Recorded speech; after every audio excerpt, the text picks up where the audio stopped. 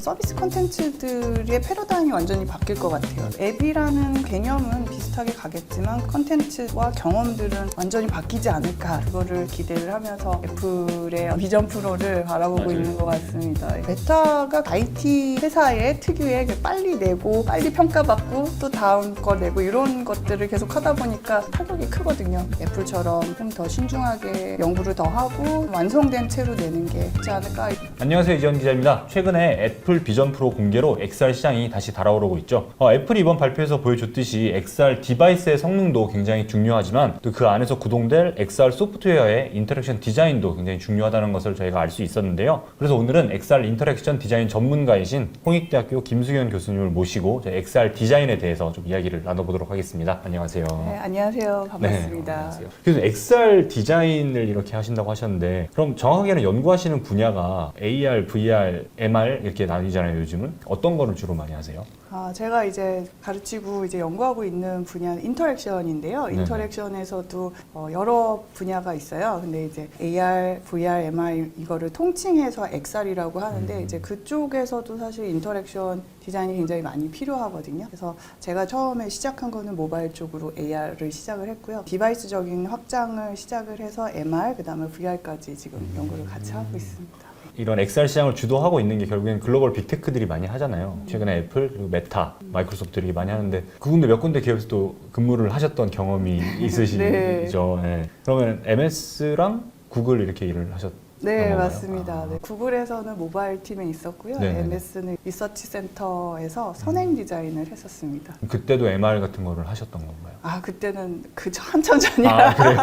네, 그때는 모바일 쪽이랑 웹 플랫폼을 했었고요. 모바일. 소셜 플랫폼이라는 주제로 연구들을 많이 했었어요. 그래서 저도 모바일에서 소셜 플랫폼 쪽 했었고, 이제 MS 쪽에서는 소셜 플랫폼이랑 어떤 빙에서 할 수 있는 여러 가지 리서치들을 했었습니다. 지금 MS 홀로렌즈 2를 교수님께서 가지고 함께 오셨는데, 연구를 보통 하시는 게 하드웨어 쪽을 많이 보세요? 아니면 소프트웨어 쪽을 많이 좀 보세요? 저는 사실 학부 공부를 제품 디자인을 했어요. 그래서 어떻게 네네. 보면 제품 디자인을 시작을 해서 인터랙션 디자인으로 자연스럽게 넘어간 케이스라서 이제 인터랙션 디자인 분야가 굉장히 좀 확장되어 있는데요. 제품에서의 인터랙션, 요즘에는 많이 하고 있는 디지털 영역이나 뭐 메타버스나 이런 또 확장된 개념의 디지털 영역에서의 인터랙션, 그런 것들을 다 포괄적으로 다루고 있고요. 그러다 보니까 이제 저는 제품을 좋아하지만 커리어는 디지털 인터랙션 쪽으로 했었기 때문에 다 볼 수 있는 하이브리드를 하고 있습니다. 네. 인터랙션 디자인이라는 게 저는 당연히 소프트웨어적인 영역만 얘기한다고 생각했는데 그게 아니라 하드웨어적인 인터랙션도 있고 그렇죠. 소프트웨어적인 것도 네, 있는 거예요? 그렇습니다.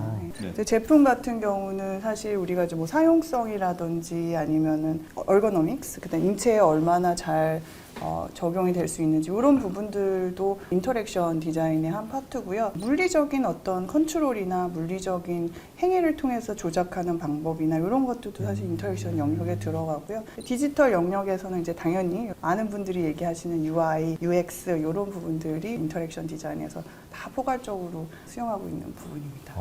그러면 얘기가 나온 김에, 그러니까 인터랙션 디자인이라는 거에 대해서 잠깐 얘기를 해주셨는데, 소위 말하는 UX, 뭐 UI 디자인과는 좀 어떤 차이가 있는지, 그리고 인터랙션 디자인이 어떤 건지 조금 더 설명을 부탁드릴게요. 굉장히 어려운 질문이긴 해요, 그래요? 사실. 네, 이게? 근데 네네. 굉장히 좋은 질문이기도 합니다. 왜냐하면은 이제 많이들 헷갈려 하시는 게 UX, UI가 어떤 차이가 있나요? 이런 질문 많이 하시고 또 인터랙션 디자인이랑 UX는 또 어떻게 다른가요? 이런 질문 많이 하시는데요. 이제 아카데미아에서 바라보는 어떤 인터랙션과 기업에서 바라보는 인터랙션 개념이 약간 조금 다르게 접근하는 거는 있는 것 같아요. 기업에서 인터랙션 디자인은 조금 더 테크놀로지에 포커스된 네네. 인터랙션을 얘기를 많이 하고요. 이제 아카데미아에서 얘기하는 인터랙션 디자인은 인문학적인 관점에서 사람과 사람 간의, 네. 사람과 기계와의, 사람과 어떤 사회와 조금 넓게는 자연까지 이렇게 상호작용에 대해서 연구를 하고 그거를 어떻게 디자인으로 솔루션을 줄 것인가를 접근을 하고요.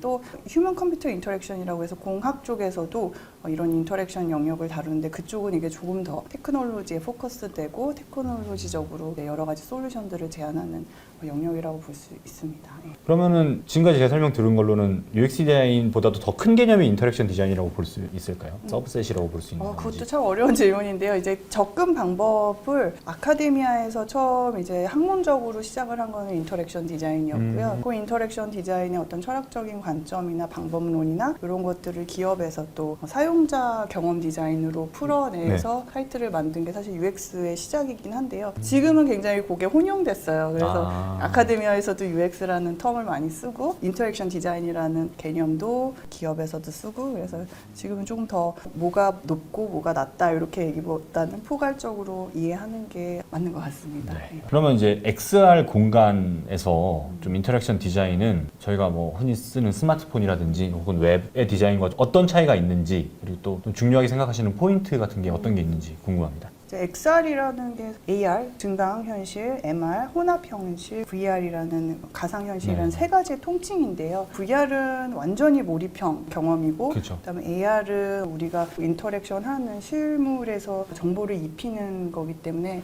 현실에 좀 더 가까운 정보를 인터랙션을 하는 거예요. 그래서 어떤 면에 있어서는 사람들이 접근하기에는 AR이 굉장히 좀 용이하고요. VR은 어려움이 있습니다. 네. 근데 이거를 통칭해서 디자인하는 건 사실 어렵고요. 사람이 공간을 인지한다는 게 굉장히 중요해요. 왜냐하면 이 공간을 시각적으로 보는 것과 내가 인지하는 게 어긋나면은 혼란이 오거든요. 그래서 VR 같은 경우는 사실 새로운 세계로 이거를 딱 몰입해서 들어가는 거기 때문에 사람들이 이제 그걸 오래 쓰고 하면은 인지 부조화가 이루어져서 멀미가 나거나 뭐 오래 못 쓰거나 그런 현상이 일어나고요. 그다음에 AR 같은 경우는 실제 상황에다가 정보들을 입히는 거기 때문에 그 정보가 너무 가까이 있거나 또 너무 멀리 있거나 운영하는 부분에 있어서 어렵거나 이러면은 또 사람들이 굉장히 혼란이 오거든요. 그래서 공간에 대한 인식을 잘 시켜주는 게 굉장히 중요하고요. 그 다음에 사람의 뇌를 약간 혼란시키는 거기 때문에 눈을 속이고 청각을 속이고 해서 사람들이 다른 공간에 있다고 알려주는 거기 때문에 그런 것들을 잘 매치시킬 수 있는 경험을 설계하는 것이 되게 중요한 것 같아요. 그럼 공간을 인식을 잘 시키려면은 어떤 기술이 좀 중요한가요? 센서가 중요한지 카메라가 중요한지. 센서 카메라 다 중요합니다. 네네네. 네. 우선 기계 장비 같은 경우는 공간을 인식하는 센서가 필요하고요. 그 공간을 인식한 거를 칼리브레이션, 내 눈과 같이 매치시켜 주는 게 중요해요. 사람마다 이제 보는 시야각도 다르고 인식하는 거가 다르기 때문에 사람들이 이제 새로 이 장비를 쓸 때마다 칼리브레이션이라는 걸 합니다. 그래서 이렇게 눈과 이 공간 인식하는 걸 매치시켜 주는 그 기술도 굉장히 중요하고요. 또 이제 청각도 같이 따라다녀야 이 공간 인지하는 데에 제대로 인식이 되기 때문에 그 청각을 어떻게 잘 적절하게 또 좋은 볼륨으로 몰입할 수 있게 해주는 것도 중요하고요. 거리감을 이렇게 재서 정보들을 띄워주는 거잖아요. 내 눈과 이 실제 공간에서의 거리감 그리고 그거를 구현해낼 수 있는 인터랙션을 잘 디자인해주는 게 굉장히 중요한 것 같아요. 근데 서비스 플랫폼과 인터랙션 디자인은 또 어떤 관계가 있는지. 서비스 플랫폼 같은 경우는 모바일을 예를 들면 이해가 조금 쉬울 것 같은데요. 이제 모바일 폰 같은 경우는 저희가 아이폰이 나오기 전에도 터치라는 기술이 있었고 스마트폰이라는 개념이 이미 있었잖아요. 네, 블랙베리도 있었고 그런데 이제 아이폰이 스마트폰이라는 그 영역을 확장시킬 수 있었던 거는 결국 서비스 플랫폼이라고 생각을 하는데요. 아이폰이 처음 나왔을 때 아마 기억하실 거예요. 그 안에 들어있는 컨텐츠는 별게 없었어요. 너 요거 막 이렇게 해서 늘려서 지도 보는 거 엄청 좋아하시고 사람들이 맞아요. 그랬는데 개발자들한테 서비스 플랫폼이라는 거를 오픈을 하고 API를 오픈을 하고 개발자들이 서비스들을 만들 수 있게 했던 게 이제 결국 지금 앱이잖아요. 그래서 그 앱을 만들 수 있게 장을 만들어주는 서비스 플랫폼 구현이 된 상태에서 애플이 스토어를 오픈을 했기 때문에 사용자들 입장에서는 굉장히 쉽게 새로운 것들을 접할 수 있는 기회가 된 거죠. 그 서비스 생태계를 만들어줬다는 게 굉장히 저는 중요한 포인트인 것 같고요. 마찬가지로 XR도 그런 어떤 생태계가 만들어지고 그 기반으로 여러 가지 서비스들이 나오고 대중들한테 쉽게 액세스가 돼야지만 저는 이게 굉장히 복이 많이 확 네네. 될 거라고 생각을 하고 있습니다. 많은 분들이 아마 그거를 기대를 하면서 애플의 어떤 비전 프로를 바라보고 있는 것 같습니다. 네, 그런 얘기를 많이 듣죠. 그러니까 인터랙션 디자인이라는 게 좀 확산을 하고 제 기능을 하려면은 기본적으로 서비스 플랫폼이 있어야 된다고 이해를 하면 될까요? 서비스 그렇죠. 플랫폼이 존재를 해줘야 뭐 API를 통해서 뭐를 더 만들고 그런 과정에서 인터랙션 디자인이 작동을 하고 쓸모가 있다. 네, 맞습니다. 인터랙션 디자이너들이 할 일이 많아지는 네, 거죠. 네, 그렇죠. 그러니까 XR도 이제 막 시작이 된 거라고 보면 되겠네요. 그렇습니다. 그래서 기대가 되고 있습니다. 네. 우선 최근에 이제 애플의 비전 프로가 공개가 되면서 정말 많은 분들이 좀 관심을 가졌고 근데 하드웨어에 대한 사실 리뷰는 많이 된 것 같아요. 이제 디자인적인 면에서는 저희가 잘 모르니까 이게 기존에 나왔던 제품들이랑 인터랙션 디자인 면에서는 어떤 차이가 있어요? 우선은 이제 인터랙션 방식에 있어서 애플이 내세운 거가 세 가지인데 핑거 제스처, 핑거로 이제 컨트롤을 하는 그 제스처, 그다음에 시선 추적을 이용해서 내비게이션 하는 거, 그다음에 음성 명령 이거 세 가지가 가장 메인 인터랙션으로 내세웠는데요. 기존의 그 헤드 마운트 디스플레이 제품이 대부분은 컨트롤러를 갖고 있어요. 제가 봤을 때 굉장히 애플다운 인터랙션을 제안을 했다고 생각이 되었습니다. 이런 컨트롤러 없이 하는데. 기술이 그만큼 자신이 있는 것 같고요. 네, 네. 물론 저도 빨리 써보고 그거를 좀 사용성에 대해서도 평가를 해보고 싶긴 한데 보이기에는 굉장히 유연하게 잘 구동이 될 것 같고요. 그 인터페이스 접근에 있어서 그 스페이셜 컴퓨팅이라고 내세웠잖아요. 맞습니다. 공간 컴퓨팅이라는 그런 개념을 원래 있었던 개념이고 이제 AR, VR, MR 이런 거를 다 스페이셜 컴퓨팅이라고 원래 얘기를 했었는데요. 이거를 본인들의 새로운 영역이라고 얘기를 하면서 내세운 건 굉장히 똑똑한 접근인 것 같아요. 굉장히 영리한 전략인 것 같아요. 결국에는 그 인터페이스가 공간 속에서 얼만큼 자연스럽게 보여지고 그 인터랙션을 하느냐가 굉장히 중요한데 보여지는 창들이 쉐이딩도 있고 또 빛이 들어오는 방향이나 이런 것들도 잘 표현해진 것 같고 영상에서 봤을 때는요. 그리고 애플이 익숙하게 항상 사용하고 있는 어떤 인터페이스 영역이 X축과 Y축과 Z축을 굉장히 잘 사용을 해요. 그래서 옛날에 보면은 그 뮤직 커버 넘기는 거 기억나시죠? 차를 이렇게 XYZ로 이렇게 왔다 갔다 하는 CD 쫙 그렇죠. 예, 그게 굉장히 센세이션 했는데 공간에 대한 개념을 굉장히 잘 사용하는 인터페이스를 항상 제안을 했었고요. 근데 그거의 연장선으로 보여졌어요. 또 비전 프로는 엄밀히 말하면은 VR 기기로 보는 분들이 많아요. 왜냐하면은 이제 MR 같은 경우는 이런 식으로 글래스 디스플레이를 써서 시스루를 하는 방식을 홀로렌즈는 제안을 했는데 애플 같은 경우는 이제 비전 프로라고 하면서 시스루를 써서 그 앞에 있는 물체도 보고 또 사람도 보고 하지 않습니까? 그래서 그런 부분으로 봤을 때는 이거는 엄밀히 말해서는 VR인데 시스루를 사용한 어떤 방식이다라고 VR 전문가들은 평가를 하고요. 근데 이제 저도 이제 굉장히 궁금했던 부분이 그러면 사람들이 나를 어떻게 의식할까를 뒤에서 풀더라고요. 스크린에 눈 띄워주는 그렇죠. 방식이죠. 네. 그것도 굉장히 저는 애플답게 똑똑하게 잘 인터페이스를 구현을 한 것 같은데 그것도 좀 한번 봐야 될 것 같아요. 어떤 식으로 잘 자연스럽게 표현을 했는지 아니면은 어색할지 봐야 될 것 같긴 한데 그 눈이라는 거를 이렇게 굉장히 중요하잖아요. 사람과 사람 간의 인터랙션이 있는데 그거를 잘 캐치를 하고 눈이 보여지고 사람과 아이 컨택을 할 수 있다는 거는 그만큼 굉장히 사용자에 대해서 연구를 많이 한 것 같고요. 또 나를 나타내는 퍼소나라는 거를 또 자연스럽게 페이스타임에 연결을 시켰더라고요. 그래서 페이스타임에 나를 어떻게 보여줄까 저도 되게 궁금했는데 그렇게 사람과 비슷한 형태의 아바타가 이렇게 있는 걸 보고 역시 좀 애플답게 굉장히 고급스럽게 잘 표현을 했구나라는 생각은 했습니다. 이게 자칫선을 넘어가면 사람들이 굉장히 불편하거든요. 뭐 메타나 다른 기업에서 아바타를 많이 쓰는데 그 아바타가 뭔가 좀 불편하게 생기고 뭐 없고 이러면은 또 사람들이 굉장히 사용하는 데 있어서 접근성이 떨어지거든요. 그런데 그런 것들을 또 배려를 하고 생각을 해서 최대한 사람과 비슷하지만 또 너무 가짜 같지 않은 사람 이런 식으로 표현한 것도 잘한 것 같고요. 그다음에 마지막으로 제품 디자인 같은 경우는 아이폰 1이 많이 생각이 났어요. 그래서 이것도 첫 제품이라서 그런지 그만큼 애플이 새로운 제품을 내놓을 때 그 애플의 디자인 레거시를 굉장히 중요시 생각을 하면서 어떻게 이거를 잘 지켜나가면서 새로운 것을 제안할 것인가를 고민한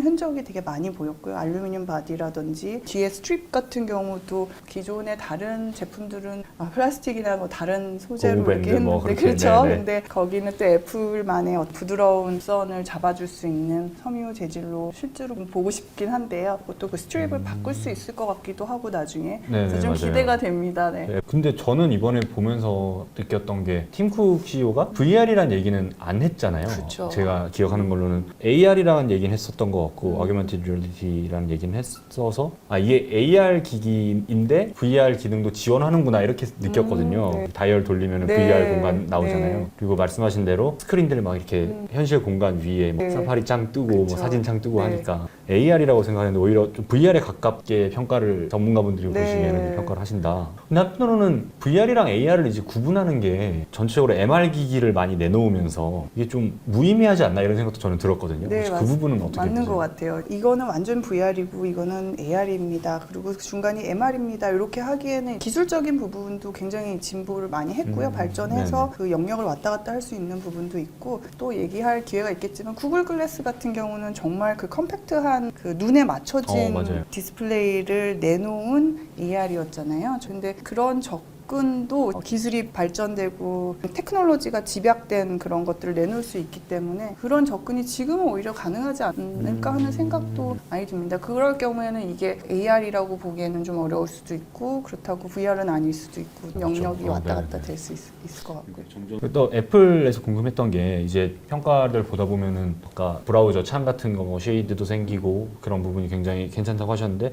또 어떤 외신에서는 이제 그냥 앱을 늘려놓은 거 아니냐 아직 이게 인터페이스가 괜찮다 뭐 인터랙션 디자인이 괜찮다라고 평가하기에는 좀 애매하지 않냐라는 의견도 있더라고요. 그래서 그런 부분은 어떻게 보세요? 그러니까 앱을 그냥 늘리는 것만 해도 굉장히 어려운 건지 뭐 네. 이제 그런 부분은 XR 디자인 혹은 인터랙션 디자인 관점에서는 어떤지 궁금합니다. 그것도 제품이 나오고 서비스가 얼만큼 확장이 되느냐에 따라서 좀 평가가 갈릴 것 같긴 한데요. 근데 기본적으로 그 안에 들어가는 어떤 서비스 콘텐츠들의 패러다임이 완전히 바뀔 것 같아요. 제 생각에는. 지금 있는 앱들은 모바일이나 타블렛에 최적화되어 있다면 이번에 이제 새로 OS도 냈잖아요. 스페셜 네네. 컴퓨팅 OS도 냈는데 그 OS에 맞춰져서 새로운 어떤 컨텐츠들이 나오기 시작하면은 좀 무궁무진하게 저는 나올 거라고 기대를 하고 있습니다. 그래서 그 뭐 앱이라는 그런 개념은 비슷하게 가겠지만 그 안에 들어가는 컨텐츠와 경험들은 완전히 바뀌지 않을까라는 생각을 하고 있어요.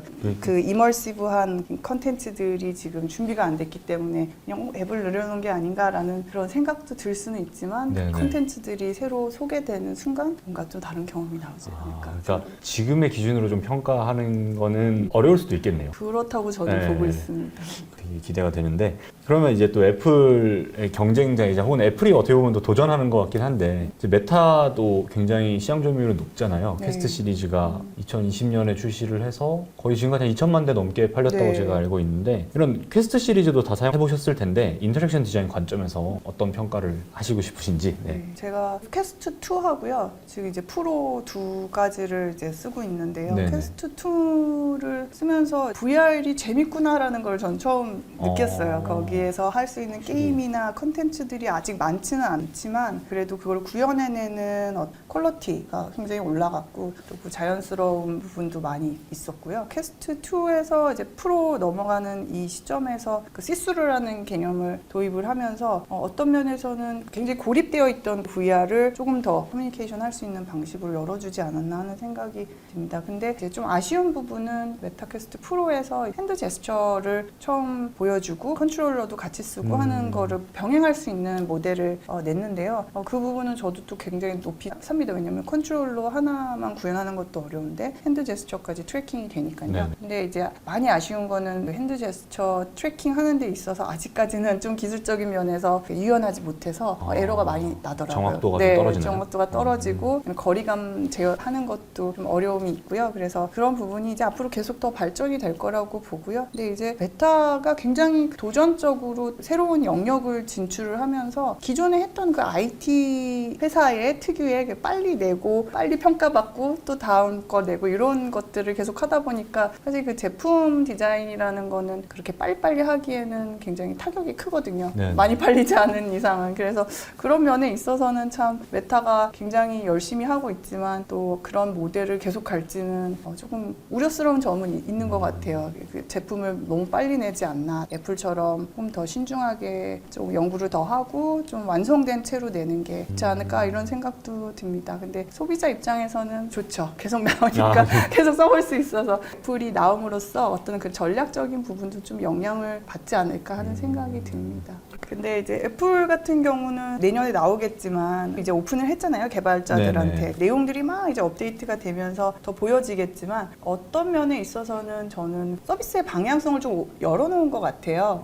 이게 완전히 뭔가 몰입형, 체험형 서비스도 아니고 그렇다고 해서 정말 우리가 컴퓨터에서 할 수 있는 그런 작업들에 포커스를 댄 것도 아직은 아닌 것 같고 그래서 어떤 서비스들이 나오느냐에 따라서 방향성을 좀 잡을 것 같긴 한데 사실 그 애플이 우선 플랫폼이라는 거를 열었다는 것 자체가 저는 굉장히 큰 의미가 있는 것 같고요. MS나 메타 같은 경우도 이런 전략을 계속해서 좀 따라가고 그러지 않을까 하는 생각도 듭니다. 네. 그 말씀 듣고 나니까 애플도 아이폰 그러니까 한국 기준으로 처음 네. 나왔을 때는 다 게임기로 썼잖아요. 네. 앵그리버드하고 그렇죠. 그러다가 점점 배터리 스펙도 좋아지고 CPU도 AP도 좋아지고 하니까 뭐 생산성 기기로도 많이 쓰고 뭐 그렇죠. 저희가 필기도 하고 그걸로 이제 점점 변한 것처럼 처음에는 이제 뭐 영화 보고 그냥 게임만 하다가도 점점 바뀔 수도 있는 거겠네요. 그럴 것 같아요. 그래서 개발자들이 인볼브가 되고 또 어떤 방향성으로 서비스들이 나오느냐에 따라서 방향성을 좀 잡지 않을까 하는 생각도 있고요. 아니면 애플 자체에서 또 전략적으로 원하는 것들을 수용을 해서 그걸로 네네. 먼저 내고 순차적으로 할 수도 있고요. 네, 그래서 좀 그런 행보들이 좀 많이 궁금합니다. 네. 저도. 네.